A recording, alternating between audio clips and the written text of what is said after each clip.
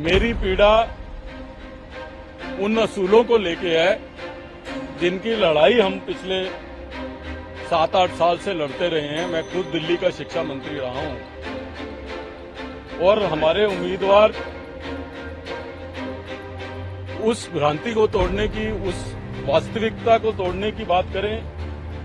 शीला दीक्षित जी की सरकार में जो काम हुए थे उसकी बजाय ये कहें, हमारा स्टैंड जरूर ये था कि हम लोग मिलकर चुनाव लड़ रहे हैं, लेकिन कभी कांग्रेस पार्टी और कांग्रेस के वर्कर्स ने ये नहीं कहा था कि हम जो है क्लीन चिट दे रहे हैं या हम लोग जो है स्कूल्स और हॉस्पिटल खोलने का क्रेडिट दे रहे हैं, जो कि वास्तविकता से कहीं दूर है।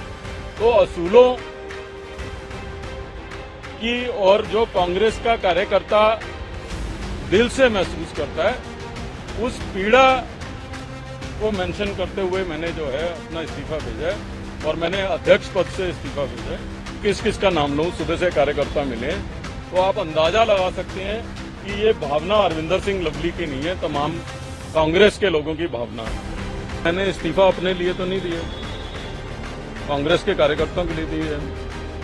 मैंने इसीलिए क्लियर किया कि मैं कैंडिडेट नहीं था, मेरी चिट्ठी में भी मैंने ये लिखा है। मैं तो अध्यक्ष हूं, अध्यक्ष से ऊपर कोई पद हो नहीं सकता। तो ये कांग्रेस के लोगों की पीड़ा है ना, उस पीड़ा के लिए इस्तीफा दिया और मैं विस्तार पूर्वक इस पे समय आने पे बात करूंगा। आपको धन्यवाद और तकलीफ की माफी चाहता हूं कि आप लोग सुबह से यहां पे बैठे हैं। मैं जो है, ईमानदारी की बात यह है कि कोई बाइट नहीं देना चाहता था, लेकिन आप लोग सुबह से बैठे हो और आपको जो तकलीफ हुई उसके लिए मैं क्षमा चाहता हूं। मैंने अपने मन की पीड़ा, और वो पीड़ा मेरी नहीं है, दिल्ली के तमाम कांग्रेस के कार्यकर्ताओं की पीड़ा है, उसको खत के जरिए अपने अध्यक्ष को लिख के भेज दिया है। और ये ठीक बात है, आप लोग बार बार सुबह से पूछ रहे हो कि मैंने दिल्ली प्रदेश कांग्रेस कमेटी के अध्यक्ष पद से अपना इस्तीफा भेज दिया है। और जो लोग इस तरीके की भ्रांति फैला रहे हैं कि शायद मैंने किसी टिकट की नाराजगी से इस्तीफा भेजा है, तो ऐसा नहीं है। आप सब लोग जानते हैं कि 3 दिन पहले प्रेस कॉन्फ्रेंस करके मैंने खुद कैंडिडेट्स को इंट्रोड्यूस कराया था। मेरी पीड़ा उन असूलों को लेके है जिनकी लड़ाई हम पिछले 7-8 साल से लड़ते रहे हैं। मैं खुद दिल्ली का शिक्षा मंत्री रहा हूं और हमारे उम्मीदवार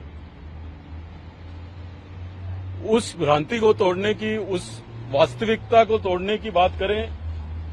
शीला दीक्षित जी की सरकार में जो काम हुए थे उसकी बजाय ये कहें, हमारा स्टैंड जरूर ये था कि हम लोग मिलकर चुनाव लड़ रहे हैं, लेकिन कभी कांग्रेस पार्टी और कांग्रेस के वर्कर्स ने ये नहीं कहा था कि हम जो है क्लीन चिट दे रहे हैं या हम लोग जो है स्कूल्स और हॉस्पिटल खोलने का क्रेडिट दे रहे हैं, जो कि वास्तविकता से कहीं दूर है।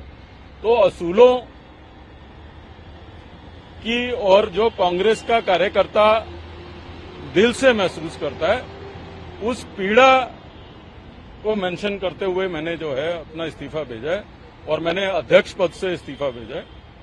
तो मैं इतना ही केवल आपको कहना चाहूंगा और मैं तमाम कांग्रेस के कार्यकर्ताओं का दिल की गहराइयों से धन्यवाद करना चाहता हूं, जो आज सुबह से तकरीबन 30 से 35 हमारे एक्स एमएलएस आज मुझे मिलके गए हैं। बड़ी तादाद में इंडिविजुअल अलग अलग एरियाज के कार्यकर्ता मिलके गए हैं।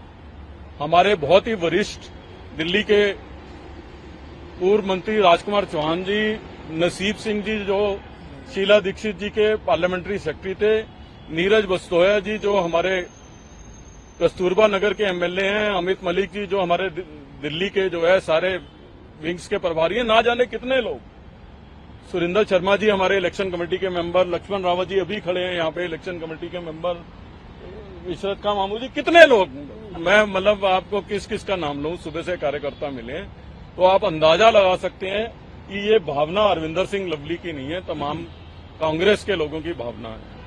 लवली जी, अभी बाबरिया जी ने बयान दिया है और उन्होंने कहा कि इस्तीफा स्वीकार कर लिया गया है और हम नए अध्यक्ष पद का 1 से 2 दिन में चुनाव करेंगे।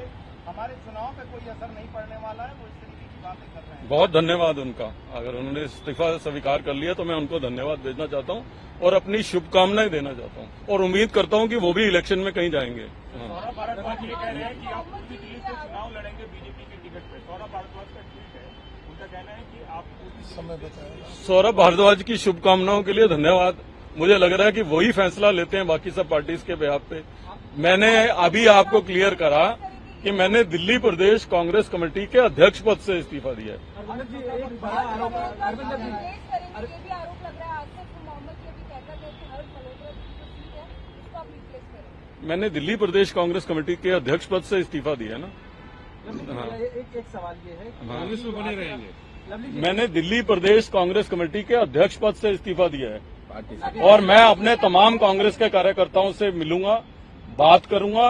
कहीं किसी पार्टी को अभी ज्वाइन नहीं कर रहा। लवली जी, एक सवाल जो कहा है, मोहम्मद आसिफ ने कहा है कि रामवीर सिंह बिधूड़ी के फार्म हाउस में बैठक हुई, सुभाष चोपड़ा ने बैठक कराई और उनके पास इस बात के सबूत हैं। लवली जी और इन सब की बैठक एक कॉन्स्पिरेसी रखी जा रही है कांग्रेस पार्टी के खिलाफ। इन आरोपों को लेकर क्या कहेंगे? मुझे लग रहा है वो सुभाष चोपड़ा जी का भी इस्तीफा कराना चाहते हैं जो इस तरीके की बात कर रहे हैं। आपने इंडिया गठबंधन को कुछ लेकर बातें कही हैं, अरविंद केजरीवाल और तमाम पार्टी शीला दीक्षित। आप मेरा ख्याल आज सवाल जवाब क्या कहेंगे आप इस तरह के गठबंधन? क्या दोबारा रिपीट करेंगे प्लीज? मैं कह रहा हूँ सर्वी शीला जी को लेकर तमाम आरोप अरविंद केजरीवाल और पूरी आम आदमी पार्टी लगाती है।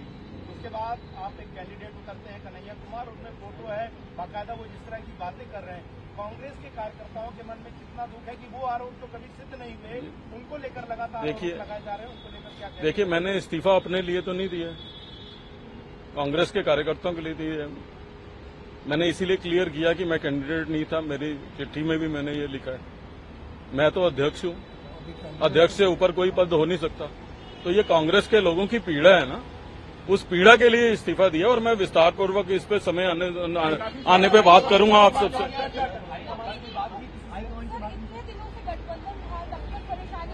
मैडम, इसके बाद प्रेस कॉन्फ्रेंस करेंगे कल वल, मैं आपसे डिटेल में बात कर रहा हूँ। एक आरोप ये लग रहा है कि आपके पसंदीदा कैंडिडेट को टिकट नहीं मिला, जो आपने जिक्र किया है नॉर्थ वेस्ट और नॉर्थ ईस्ट की सीट को लेकर।